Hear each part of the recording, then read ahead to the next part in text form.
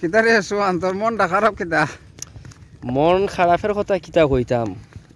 এখন আমরা এমন এক জাতি, বুঝছো, এই হামজা সমিত সুম এই কয়টা প্লেয়ারের লই আমরা লাফালাফি করি, কিন্তু এর থেকেও ভালো প্লেয়ার আমরার মধ্যে ছিল।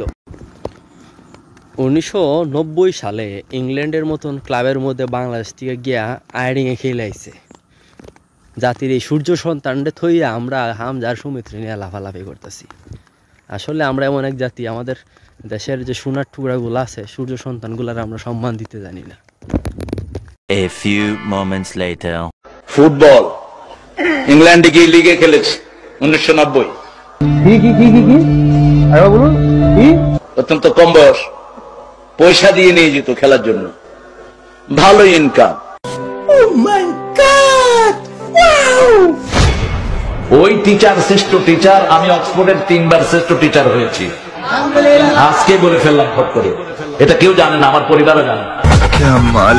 ব্রিটিশ একজন মডেলকে আমি কালেমা পড়ালাম, ব্রিটিশ মডেল ছিলেন তিনি। তখন আমি ব্রাইটন ইসলামিক সেন্টারের খতিব, 90 সাল। সঠিক বলেছেন, আপনার বুদ্ধি ভালো।